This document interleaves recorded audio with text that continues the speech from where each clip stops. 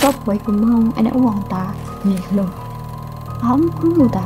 Terus habis itu Lucy jawab gini, cuy aku ngerti ndak kamu ket mau ngomong dewe kamu itu ngomong karo sopo aku sebenarnya ket mau itu wis ning kene dan aku ngerti aku mungkin ngomong dewe jawab dewe.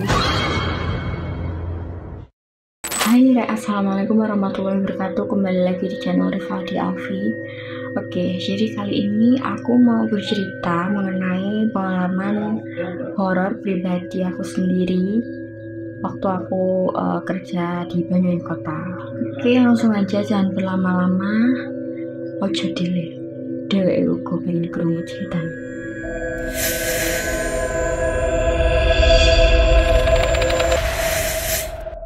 Nah, jadi kejadiannya ini sekitar 2 tahun yang lalu. Jadi waktu itu aku tuh sempat pindah 3 kali gitu dari kontrakan, habis itu nyari kosan, terus daftar lagi, terus cari kosan lagi.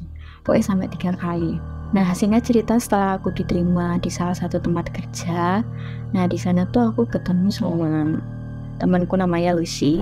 Nah, kebetulan dia ini sama kayak aku, jadi nggak berdomisili asli area kota. Jadi kita tuh rencananya pengen nyari kosan atau kontrakan lah itu barengan gitu biar bisa patungan juga, soalnya daripada PP jauh banget nggak kuat juga kan.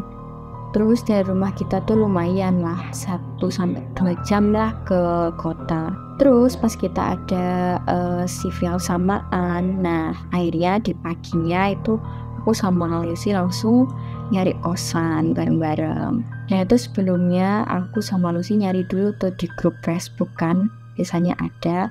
Terus bener aja akhirnya dapet. Itu kontrakan sih, tapi di situ juga bisa bayarnya bulan.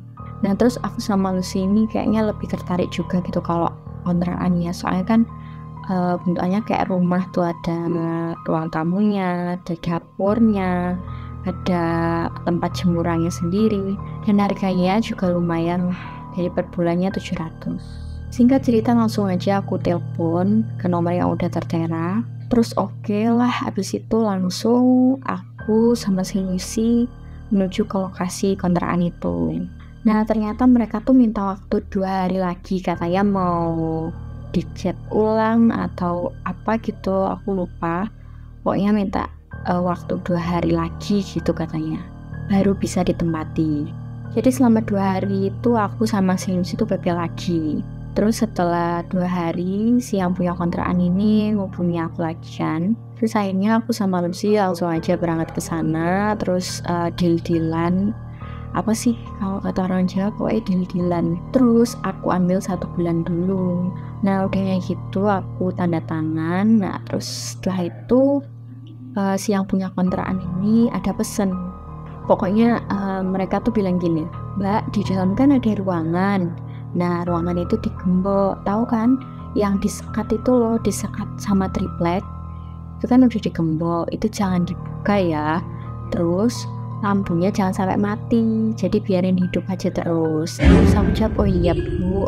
Terus ibunya bilang lagi, nah itu di dalam ada 2 kamar, ada dapur, terus ada meja makan. Sama tinggal bawa kompor aja sendiri, itu di belakang udah ada piring, sendok, nanti kalian cuci lagi, itu katanya. Terus habis itu aku sama sini masuk lah kan, lihat-lihat gitu. Jadi rumahnya itu kayak rumah-rumah peninggalan Belanda gitu loh. Pokoknya rumahnya tuh kuno, kelihatan kuno, yang atapnya pendek kayak gitu. Sebenarnya model bangunan yang kayak gini tuh aku seneng banget ya, soalnya kayak menurut aku tuh estetik gitu. Dalamnya juga menarik, kayak ranjang kasurnya, terus meja kursinya, terus ada lukisan juga, pokoknya estetik banget. Aku sebenarnya suka, cuman suasananya tuh terasa sedikit mencengkam. Dan bisa bayangin di situ aku cuman berdua sama temen aku ini. Terus tiba-tiba si Lucy ini nyeletuk, vibe sih gak kayak horror ini ya cuy.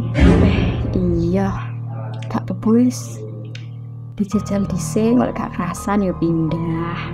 ujub gitu. Sebenarnya lokasi kontrakan itu yang lumayan rame, soalnya ini udah masuk komplek kan, ya deket sama tetangga itu deket kok, nggak jauh-jauh itu enggak. Oke, for your attention, jadi kontrakannya tuh di depan juga ada gerbangnya juga nggak terlalu tinggi lah. Jadi aku inget banget nih ya, waktu sore-sore aku lagi nyapu halaman depan kan. Nah pas aku nyapu itu aku inget banget suaranya juga jelas banget kedengaran di telinga tuh jelas banget. Jadi itu bilang gini, "Mbak, nyapu-nyapu." "Nggih niki," aku bilang gitu kan. "Gerbangnya sing dibuka ta?" Terus aku juga nyaut, "Nggih mungkin mawon," gitu kan. Pokoknya beberapa detik itu aku ngobrol lah, kayak saut-sautan gitu sama dia. Tapi awalnya suaranya itu kan keras ya, terus lama-lama kayak hilang gitu suaranya, terus hilang, nggak ada obrolan lagi. Nah kalian pernah nggak sih pas lagi fokus gitu ngerjain suatu hal, terus tiba-tiba ada yang ngajakin ngobrol? Nah ini kan kalian spontan jawab aja kan, ada yang tanya gitu tiba-tiba, pasti kalian juga spontan jawabnya. Tapi waktu itu aku kerasa sih kalau ada seseorang yang lagi berdiri di tengah pintu masuk. Nah setelah itu aku langsung ke kamar lah. Nah di situ ternyata udah ada Lucy. Aku juga nggak ngomong apa-apa juga sama dia. Terus tiba-tiba temenku ini tanya, "Sop, iku mau enak uang ta?" Loh, kamu krungu ta? Terus habis itu Lucy jawab gini, "Cuy, aku ngerti nak, aku ket mau ngomong dewe. Aku itu ngomong karo sopo. Aku sebenarnya ket mau itu wis ning kene, dan aku ngerti aku mungkin ngomong dewe, jawab dewe." Nah, seketika langsung hening. Aku sama Lucy juga ngerasa cemas setelah itu. Dah lah kan akhirnya malam pun tiba, terus aku sama Lucy akhirnya memilih untuk tidur bareng di malam itu. Nah terus ada suara kenceng banget, suara gedor-gedor kenceng banget dari sumbernya tuh dari gudang. Pokoknya rame banget, kayak ada suara panci jatuh lah, piring jatuh lah. Tapi aku mikirnya yalah itu pasti tikus gitu. Terus aku suruh lah si Lucy buat ambil kursi kan. Terus habis itu kursinya aku taruh di bawah, aku naik, langsung aja aku intip apa sih sebenarnya di dalam gudang itu. Terus pas aku udah naik, pas aku ngintip itu suara gegerannya tuh udah berhenti deh. Terus suara-suara kayak panci jatuh, piring, gemlon tangan, semua tuh udah berhenti gitu aja. Terus di dalam ruangan itu juga pas aku lihat di bawah tuh ternyata ada kayak sajen. Wah itu gila, aku langsung nggak pikir panjang.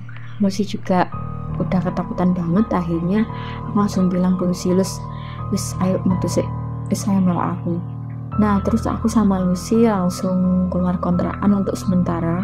Baru keesokan harinya aku balik lagi ke sana. Nah dari situ aku udah bener-bener pengen banget pindah, tapi sayang sebenarnya soalnya masih sisa 1 minggu. Tapi ya udahlah, biarin aja. Aku tuh mental tak rasa keadaannya tuh wis gak beres ya rek. Jadi aku wis memutuskan untuk pindah kos saja.